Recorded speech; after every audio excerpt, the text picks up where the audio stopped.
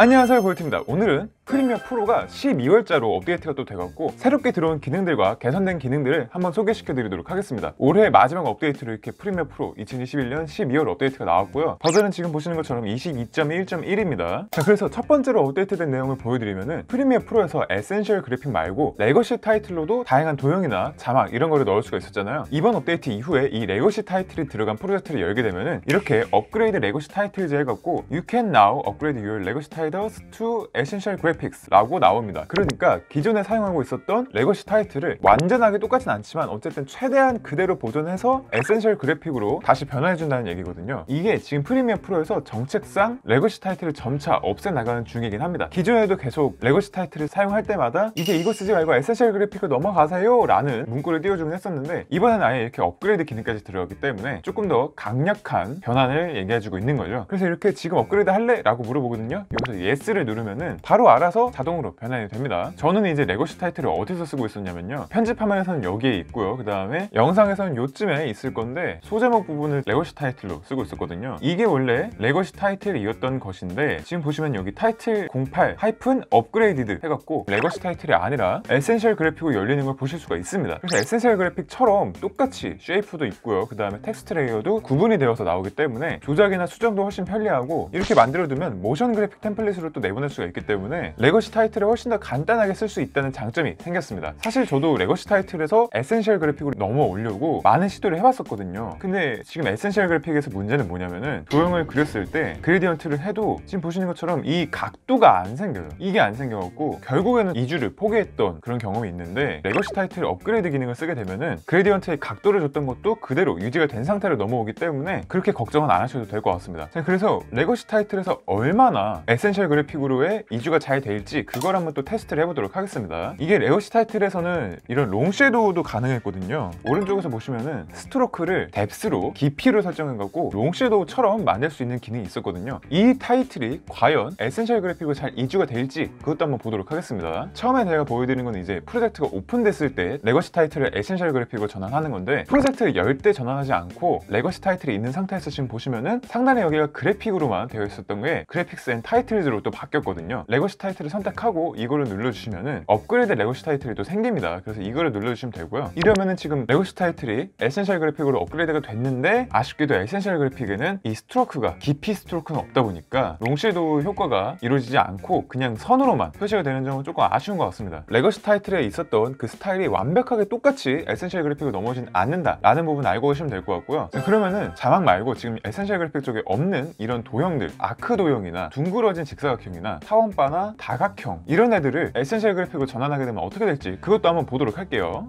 약간 뭔가 살짝 다른 느낌이긴 하죠. 이게 지금 변환된 거고요. 이게 레거시 타이틀 원본인데 뭔가 살짝 미묘하게 다른 듯 하지만 도형 모양은 웬만해서 거의 다 따라오는 것 같습니다. 지금 보시면은 아크랑 둥근 직사각형 모양이 살짝 다르게 넘어오긴 했네요. 어쨌든 그래도 각 도형이 이렇게 개별적인 레이어로 생성이 되었고 4개의 도형이 총 4개의 레이어로 되어 있기 때문에 크기 조절도 되기 때문에 호환성의 문제는 별로 없는 것 같습니다. 다음으로 또 보여드릴 기능이 텍스트 부분에 원래는 트랜스크립트하고 캡션만 있었단 말이죠. 그런데 그래픽스 패널이 추가가 됐습니다. 그래서 이게 뭐냐면은 에센셜 그래픽으로 자막을 치잖아요. 그러면 이 자막들이 여기에 바로 텍스트 창에 뜨게 됩니다. 그래서 지금 보시면은 시작 시간, 그 다음에 종료 시간 이런 것도 다 뜨고요. 여기는 트랙이거든요. 비디오 3번 트랙이 있다는 얘기고 입력된 자막 내용까지 다 뜨고 있습니다. 에센셜 그래픽으로 써놓은 자막들을 한 번에 모아서 볼 수 있다는 장점이 또 생겼습니다. 각 텍스트가 나오는 부분에 썸네일도 나오고 있고요. 이 상태에서 이걸 더블 클릭하면은 또 내용도 바꿀 수가 있어요. 지금 보시면 내용이 바뀌었죠. 자막을 다 넣어놓고 나서도 수정할 때 편해졌다 이렇게 볼 수 있을 것 같습니다. 원래는 자막을 넣어놓고 수정할 일이 생기면은 그 부분이 있는 해당 타임라인으로 막 옮겨갖고 자막을 수정했어야 됐는데 지금은 이렇게 패널이 새로 생겼고 여기 썸네일도 같이 뜨고 있다 보니까 그냥 쓱 내리다가 보면은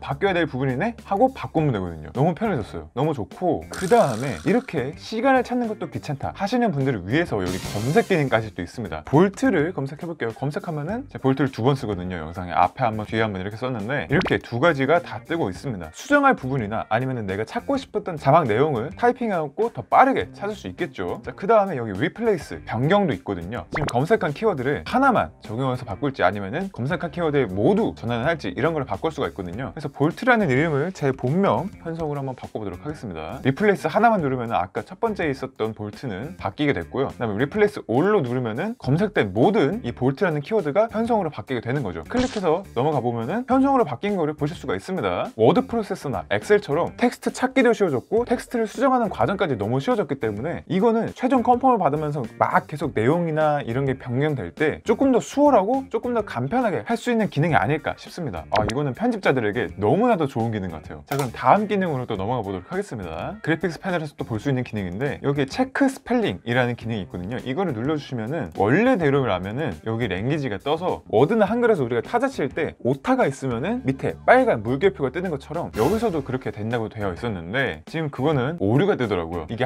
한국어로 제가 쓰고 있다 보니까 그런 건지 모르겠는데 어쨌든 제 환경에서는 오류가 떠서 이거는 어도비 홈페이지를 통해서 제가 보여드리도록 하겠습니다. 틀렸다고 의심되는 타이틀에 대해서는 변경할 텍스트를 추천을 해주는 것도 있고요. 아예 학습시킬 기능도 있기 때문에 이게 맞는데 어도비에서 틀렸다고 얘기해 준 거면은 학습을 시켜서 제대로 된 변경값을 알려줄 수도 있다고 합니다. 그렇게 되면 조금 더 데이터의 정확도가 높아지겠죠. 어쨌든 맞춤법 검사까지 가능해졌다 라고 말씀을 드릴 수 있을 것 같고요. 다음 기능으로 넘어가 보도록 하겠습니다. 이번에 에센셜 그래픽에서 좀 다양한 개선점들이 있었는데요. 이게 지금 렉탱글 사각형 툴이거든요. 사각형 툴을 이렇게 만들어 보면은 여기에 없었던 게 생겼어요. 이게 이제 모서리의 곡률을 조절하는 부분인데 이렇게 쭉 올리면은 쭉 둥그러지고요. 쭉 줄이면은 살짝만 둥그러지게도 만들 수 있습니다. 드디어 이게 들어왔어요. 그동안 에센셜 그래픽에서 도형 만들 때의 단점이 레거시 타이틀에서는 모서리가 둥근 직사각형이 뭐 완벽하진 않지만 있긴 있었는데 에센셜 그래픽에서는 없었다 보니까 이게 나름 단점이기도 했거든요. 근데 이렇게 모서리 곡률 설정까지 들어갔기 때문에 훨씬 더 에센셜 그래픽에서 도형을 다루기가 쉬워졌다 라고 말씀을 드릴 수 있을 것 같습니다. 그 다음에 여기 지금 W랑 H는 도형의 좌우와 상하 크기 조절까지 조금 더 간편하게 바뀌었습니다. 포토샵에서 도형을 다루고 있다라는 느낌이 들 정도로 도형 쪽이 편해졌어요. 사각형뿐만 아니라 폴리곤 툴이 생겨갖고 폴리곤 툴로 보여드리면은 다각형을 만들 수 있는 툴이기 때문에 지금 삼각형인데 사각형을 만들 수도 있고요. 오각형도 되고요. 뭐 육각형, 팔각형, 십각형 이런 거 다 됩니다. 다 되고 이게 최대 50각까지 된다고 합니다. 그래서 50각을 만들면 거의 원에 가까워지는 이런 도형이 만들어지고요. 어쨌든 이렇게 다양한 도형들을 에센셜 그래픽에서 훨씬 더 편하게 만들 수 있게 됐다 보니까 막 포토샵과 프리미어를 왔다 갔다 하면서 도형을 막 다루지 않아도 되지 않을까라는 약간의 안심이 되기도 합니다. 그런데 단점이 있어요. 제가 아까 보여드렸던 모서리가 둥그러진 이 사각형에서 저는 사실 자막바에서 이렇게 모서리가 둥근 거를 만들고 싶은데 그거는 아직 좀 사용하기가 어려울 것 같습니다. 왜냐하면은 GF가 텍스트를 따라가게 만들어 줍니다. 그 다음에 텍스트가 막 이렇게 늘어나면은 이게 곡률이 유지되지 않고 좌우로 늘려버리는 현상이 되는 거죠. 이게 도형 쪽에서 이 W랑 H 새로 생긴 이 기능을 사용하셨으면 좋겠는데 반응형 디자인에서 지금 따라갈 때는 스케일을 기반으로 작동하고 있기 때문에 쭉 늘리는 것밖에 안 돼서 이런 현상이 발생하는 것 같아요. 도형 전용으로 약간 반응형 디자인이 새로 좀 지원이 된다면은 아마 이 부분이 개선되지 않을까 싶긴 합니다. 약간 아쉽다라고 생각이 드네요. 그 다음에 또 이번에 보여드릴 건 펜 기능인데요. 펜을 쓸 때 우리가 선을 그을 때 뭔가 좀 각도에 맞게 일직선을 쭉 긋고 싶은데 그게 안 돼서 굉장히 좀 불편했잖아요. 이제 Shift를 누른 상태에서 클릭을 해주시면은 90도, 45도, 0도에 맞게 이렇게 각이 생긴다고 합니다. 이렇게 Shift를 누르고 쭉 누르면은 일직선이 됐죠. 또다시 Shift를 누르고 선을 누르면은 또 일직선이 됐죠. 또다시 이렇게 눌러보면은 또 일직선이 됐습니다. 한쪽만 이제 살짝 조절을 해주면은 짜잔 이렇게 완벽한 직사각형도 만들 수가 있는 거죠. 이 상태에서 Shift를 누르고 이렇게 또 바꿔주면은 이게 또 각도에 맞게 딱딱